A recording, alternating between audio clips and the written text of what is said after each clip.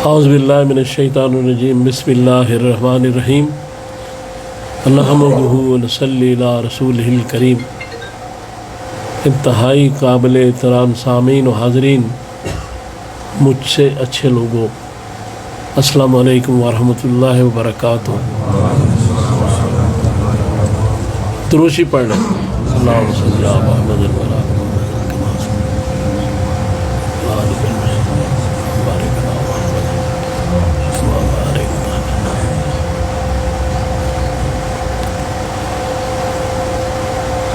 تین سوال ایسے ہیں کہ اگر ساری کائنات جو نوع انسانی ہے ان کی عقل اکٹھی کر لی جائے تو اس کا جواب اول تو دے نہیں سکتے، اور دیں گے تو قیاس اور مفروضوں پر دیں گے۔ پہلا سوال یہ ہے کہ ہر انسان اپنے بارے میں سوچتا ہے کہ میں کون ہوں۔ دوسرا سوال، میں کہاں سے آیا ہوں۔ تیسرا سوال، میں نے کہاں جانا ہے۔ عقل کے پاس سوائے مفروضوں کے، تھیریز کے، کوئی پریکٹیکل جواب نہیں ہے۔ لیکن اگر کوئی شخص یؤمنون بالغیب پہ آ جائے اور اللہ کو خالق مان لے اور اس کی کتاب کو لاریب سمجھ لے تو تینوں سوال 1 منٹ میں حل ہو جاتے ہیں۔ اب سوال یہ ہے کہ قرآن کیا ہے؟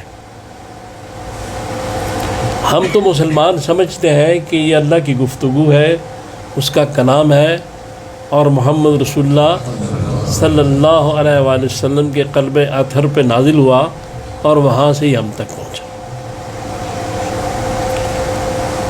لیکن عام لوگ جو اللہ کو نہیں مانتے، جو رسول اللہ صلی اللہ علیہ وسلم کو نہیں مانتے، ان کے لیے اس کا کیا جواب ہے کہ یہ کتاب لاریب کیوں ہے، یہ کتاب سچی کیوں ہے؟ تو اس بارے میں تاریخ کی چند چیزیں پیش کرنا چاہتا ہوں۔ پہلی تو بات یہ ہے کہ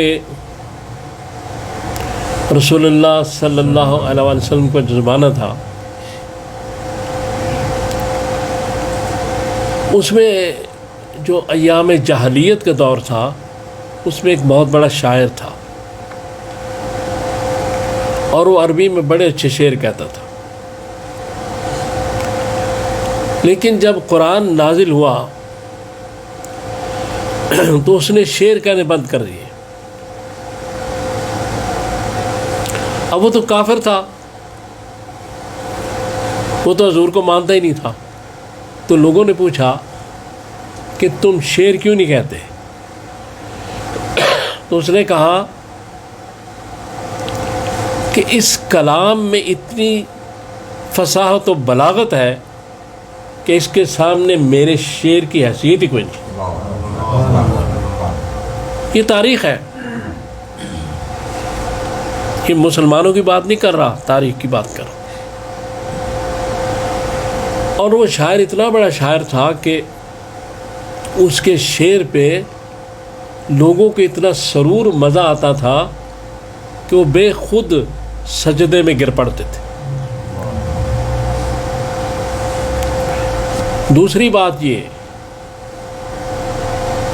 کہ سورہ جمعہ میں اور بھی کئی جگہ، لیکن سورہ جمعہ کی ابتدائی آیات میں یہ کہا گیا کہ جتنے بھی امیین ہیں، ان میں سے ایک امی کو ہم نے نبی بنا دیا اور اس کے سپرد یہ ذمہ داریاں کر دی۔ قرآن کی تلاوت، قرآن کی سمجھ، تزکیہ نفس، اس میں چھپی باتیں یہ.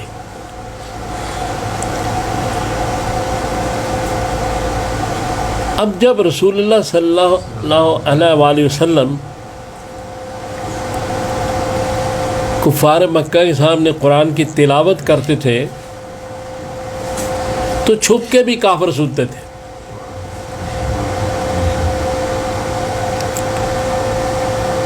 تو یہ بات سمجھائی جا رہی تھی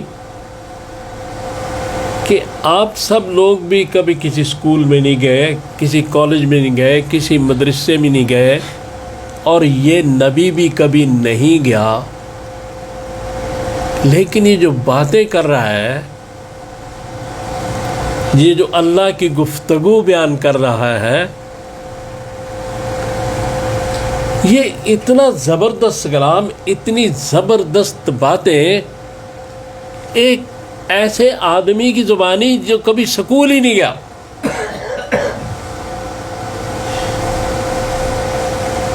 تو کیا یہ کلام الہی نہیں ہے؟ کیا یہ اللہ کا کلام نہیں ہے کہ جو اقرا کہہ کے تو تمام علوم حضور صلی اللہ علیہ وسلم کے تابع کر دے, تمام علوم کو اللہ تعالیٰ, یہ اس کا کلام نہیں ہے؟ پھر اس کے بعد عقل کی جو میں نے بات کی, عقل کیا چیز ہے؟ ہماری جو عقل ہے وہ بڑے ہائی پیمانے پہ جا کے ان سوالات کا جواب نہیں دے سکتی. وہی الہی کی ضرورت کیوں ہے؟ عقل جو ہم میں رکھی گئی ہے اس کو استعمال کرنا چاہیے, کیا گیا, اس سے فائدے بھی ہوئے, لیکن عقل یہ نہیں بتا سکتی کہ حلال کیا ہے, حرام کیا ہے, کس جانور کا گوشت کھانا ہے, کس کا نہیں کھانا. عقل یہ نہیں بتا سکتی کہ کون سا رشتہ حرام ہے, کون سا حلال ہے. یہ باتیں وحی الہی بتائے گی, اس لیے کہ انسان کے اندر جو عقل رکھی گئی ہے وہ بڑی محدود ہے, اور جہاں جہاں کے ساری ریزننگ اور عقل ختم ہو جاتی ہے وہاں سے وحی الہی شروع ہوتی ہے. لہذا وحی الہی بتائے گی, اور اگر اس پر عمل کریں گے,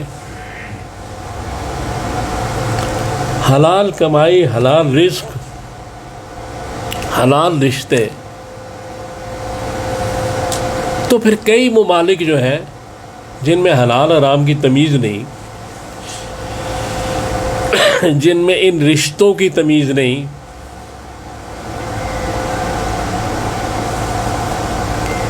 وہاں سے کیسی کیسی بیماریاں امپورٹ ہم کر رہے ہیں.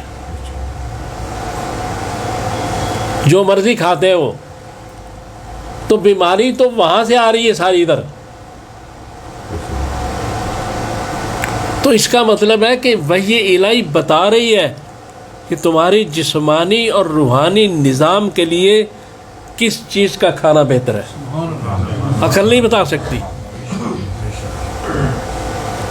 تمہارے لیے کون سا رشتہ بہتر ہے, عقل نہیں بتا سکتی. لہذا وہی کی ضرورت اس لیے ہوئی کہ ریزننگ کے پاس جو جب بے بس ہو جائے, کوئی جواب نہ ہو, تو وہاں سے اللہ تبارک تعالیٰ انسان کی رہنمائی کرے. اور پھر یہ دیکھیں کہ قرآن کی سورہ نحل کی آیت نمبر 69 میں شہد کی مکھی کو اللہ تعالیٰ کہتے ہیں کہ ہم نے اس کو الہام وحی کی کہ اس طرح گھر بناؤ, اور اس کے بعد اس کی ساری صفات بتا رہے ہیں کہ اس طرح یہ کرتی ہے, اڑتی ہے, اور اس طرح یہ رس لیتی ہے, اور اس طرح شہد بناتی ہے. یہ جو 2-3 آیات ہیں ان میں سارے صیغے مادہ کے ہیں, فیمیل مکھی کرتی ہے, عربی کے صیغے مادہ کے ہیں. اب سائنس یہاں آ کے پہنچی اتنی ریسرچ کے بعد 1500 سال بعد کہ شہد نر مکھی نہیں بناتی، مادہ مکھی بناتی ہے.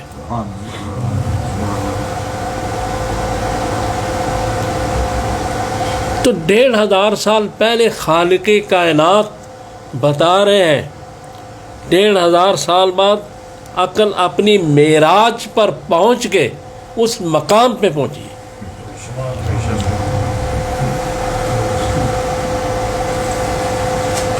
پھر یہ چیز ہے کہ قرآن کی طرف جب رجوع کریں گے کوئی بھی دنیا میں کوئی شخص بھی اور ہدایت کے لیے، تو اللہ ہدایت بھی دے گا، برکت بھی دے گا. اسے روحانی اور جسمانی سارے معاملات ٹھیک ہوتے ہیں. یہ واحد وہ کتاب ہے کہ جس کے پڑھنے سے، جس پہ عمل کرنے سے سارا کام ہوتا ہے. جتنی بھی ایجادات ہوئی ہیں آج تک دنیا میں، کسی نے بھی کی ہیں،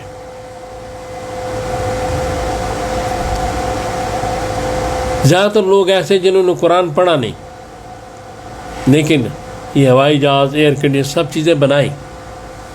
تو اللہ تبارک تعالیٰ جب یہ محسوس کرتے ہیں کہ جن لوگوں کے قرآن جن کے لیے بھیجا گیا، جو اس پر ایمان رکھتے ہیں، وہ اس پر کام ہی کوئی نہیں کر رہے، وہ اس پر عمل ہی کوئی نہیں کر رہے، تو کسی دوسری قوم کے ذریعے وہ کام کروا دیتے ہیں تاکہ انسانیت کو فائدہ ہو، اس کا فائدہ نہ رکے.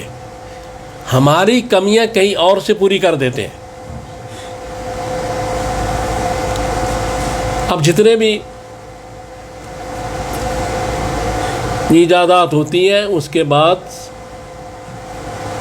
سب اب کہتے ہیں کہ جناب یہ تو قرآن میں موجود تھا اور سائنس نے اس کی تصدیق کی ہے. ہم نے اگر نہیں تصدیق کر سکے یہ تو ایک علیحدہ مسئلہ ہے، لیکن اس کتاب کی تصدیق تو ہو رہی ہے. تو اگر وہ شہد کی مکھی کو وحی کر سکتے ہیں تو کسی کافر کے ذہن میں بھی ڈال سکتے ہیں کہ بھائی تمہارے سر پہ سیب کیوں گرا. 40 سال پہلے اس کو پتہ ہی نہیں تھا کہ چیزیں کیوں نیچے گرتی ہیں. یہ لا آف گریویٹیشن کیا ہے، کشش ثقل کیا، اس کو پتہ ہی نہیں تھا. تو 40 سال بعد اس کو پتہ چلا تو لا آف گریویٹیشن وجود میں آیا اور لوہا جو ہے ہوائی جہاز یہ فضا میں تیرنے شروع ہو گئے. تو اس لیے قرآن پاک وہ کتاب ہے جس کے روحانی فضائل تو بے شمار ہیں، جسمانی فضائل بھی ہیں. جو کچھ لیا گیا یہیں سے لیا گیا ہے. انسان بعض دفعہ سوچتا ہے کہ یہ بات جو بیان کی جا رہی ہے یہ عقل نہیں مانتی اس کو. کوئی بات تو عقل کیسے مانے گی؟ جب عقل میں بات رکھی نہیں گئی تو عقل کیسے مانے گی؟ وہی تو وہی چیز ہے عقل میں نہیں رکھی گئی، اور وہی الہی تو عقل سے بہت اوپر ہے. 6 سال کا بچہ، 8 سال کا، 4 سال کا بچہ کیا گھر کے بڑے بزرگ کی حکمتوں کو سمجھ سکتا ہے؟ تو یہ عقل بہت بچی ہے، چھوٹی ہے بہت ہماری. اس لیے قرآن نے اس کے جواب دیے کہ تمہیں ہم نے وما خلقت الجن والانس الا لیعبدون، ہم نے اس لیے تمہیں پیدا کیا ہے، یہ مقصد ہے. قرآن نے اس کی ساری بات بتائی کہ تم اس لیے آئے ہو، تم اس طرح آئے ہو، اس طرح جاؤ گے. سورہ علق اور سورہ مومنون وغیرہ میں ساری اس کی تشریح کر دی کہ انسان بنتا کیسے ہے. قرآن نے بتایا کہ تم کون ہو، تم کیوں آئے ہو، تمہارا مقصد کیا ہے، تم نے جانا کہاں ہے، سب کچھ قرآن نے بتایا. اس لیے گزارش یہ ہے کہ ہم مسلمان ہیں، قرآن کو سیکھنا، قرآن کو سکھانا بہت بڑے اجر کا باعث ہے، اور قرآن پڑھنا بڑی برکت والی چیز ہے. تو اس لیے آج سے کام شروع کریں کہ 10 منٹ 15 منٹ 20 منٹ جتنا ٹائم ملے قرآن پڑھ سکتے ہیں تو پڑھیں، نہیں پڑھ سکتے تو نظر ڈال لیں اس پہ یا سیکھنے کی کوشش کریں، اور اگر عمل ہو جائے گا تو بہت اچھی بات ہے. تو اللہ تعالیٰ مجھے اور آپ کو توفیق دے. آج میں نے ٹائم زیادہ لے لیا ہے، معذرت. اللہ تعالیٰ مجھے اور آپ کو توفیق دے کہ میں نے جو باتیں کی ہم ان پہ عمل کر سکیں. صلی اللہ تعالیٰ علی خیر خلقی محمد و آلہ و اصحابہ اجمعین برحمتک یا